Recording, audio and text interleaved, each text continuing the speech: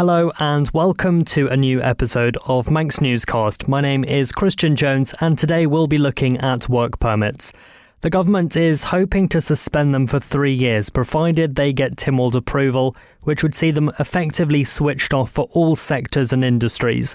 As it stands, 99% of work permits are already approved, often very quickly, but the Enterprise Minister maintains that from the outside they're perceived as a barrier, and that keeping them in place would put the Isle of Man at a significant competitive disadvantage. We're now hearing rumblings from various politicians, some in favour of the move, but also those against. Onchan MHK Rob Callister intends to vote against suspending the system next month and tells me why. Rob Callister, thank you for joining us today. Now, from what we're hearing, this move would form part of the island plan to entice more people here to live and work as the government looks to increase the population. But you're not convinced. I think the Minister is wrong when he uses the word perception. I think the Isle of Man is fighting for to obtain the same workers as in the UK. You know, our nurses, our teachers, our doctors, etc. But the Isle of Man work permit is not the problem here. The Isle of Man work permit system has been very successful since 1952. And we also have an exemption list which can turn on any industry or off any industry at any time. And that has also been very successful. And I'm certainly not seeing the evidence why we should be switching off our work permit here today. What is very clear from the evidence is our infrastructure is not ready. Manx, for example, there are 9,700 residents waiting for a first appointment referral. Then we look at our NHS dentists, 3,939 people waiting to access a dentist. This is where the government's focus should be. We then look at schools. Primary schools on the Isle of Man in North Douglas and Onchan are currently at 98% of capacity, with only Ashley Hill in Onchan that has some available space. If we widen that question a little bit further to look at the south of the island, it's a very similar position than Douglas North and Onchan. But if you look to the west of the island, there is some capacity. In Douglas South, there is capacity there as well. My main concern as an MHK is in relation to our 5 main secondary schools on the island, which are showing above capacity. And even if we take into account the mobile units that are being used, capacity is still at around 96%. Therefore, there is no room for further population growth without significant investment in our secondary schools first. And let's go back to roads for a moment. The Infrastructure Department says it's starting an appraisal process which could take up to 18 months to do that. That'll essentially tell them how increases to population will affect travel, public transport and the likes. But that's 18 months to complete the appraisal and then likely more time after that to deduce any results. By this time, there'll already be more people here. Is this happening too late? I think we are certainly putting the cart before the horse here, because we do need a full review, not just of our schools, our healthcare. We also need that review of our infrastructure. Now, again, I know through my own constituency in Onchan, Governor's Road, Whitebridge Road, coming off the mountain into Signpost Corner, they are completely full between 8 and 9 o'clock in the morning, and again from 3:30 right the way through to 6. And those reviews need to be undertaken, exactly how we're going to manage traffic in and out of the capital should we have a spike in our population in the near future. And earlier you said that you were against work permits because it's a system that's been in place since 1952. It protects Manx workers, but we're hearing of major job vacancies, and that's an issue that's been highlighted as another reason to scrap work permits. We've also got an ageing population. Do you think that Manx workers need to be protected by the use of a work permit system when we have such large numbers of job vacancies? Absolutely. I think Manx workers, people living here on the Isle of Man, should be protected, and they have been protected since 1952, as I said previously. In respect to one of the written questions that I've submitted, since 2013, 335 work permits have been declined on the island. Now, out of those, 214 of them were declined because the Isle of Man already had the workers available here in the trade, industry or profession. So my direct question to both the DFE Minister and the Chief Minister is how we're going to protect those jobs and those people in the future. I think we also have to look at the actual job vacancies you've mentioned. Now, again, over the past 10 years, on average, between 50 and 60% of all jobs advertised on the Isle of Man are unskilled. If you actually look at the Island Plan, we are trying to generate a highly skilled workforce for the future.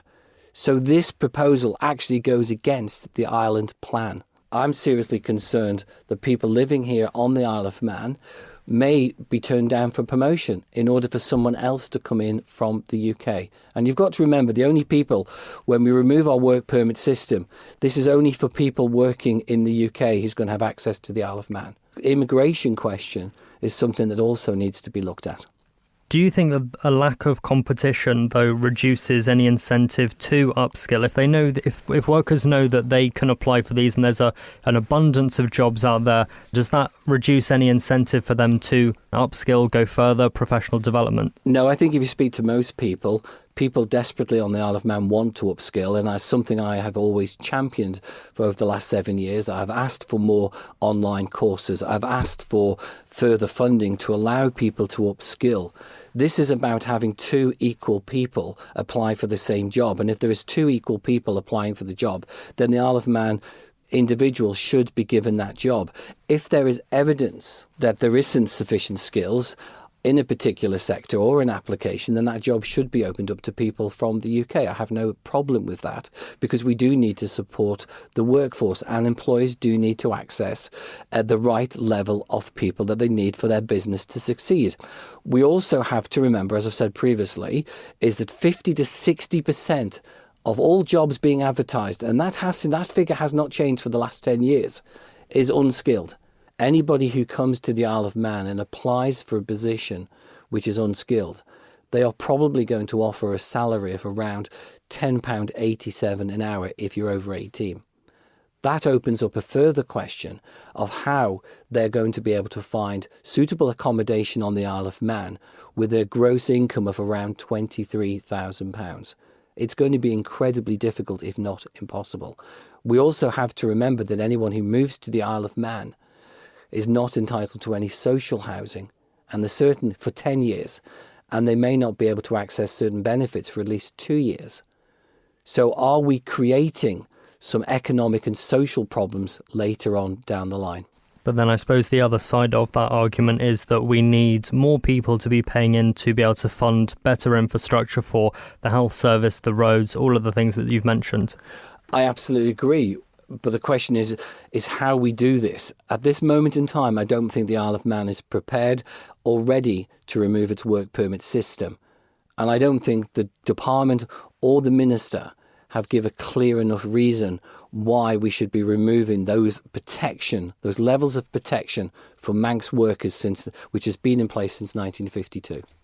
We've had to take money out of the reserves to stop cuts to public services, 152 million this year, and that's likely to be 84 million next year.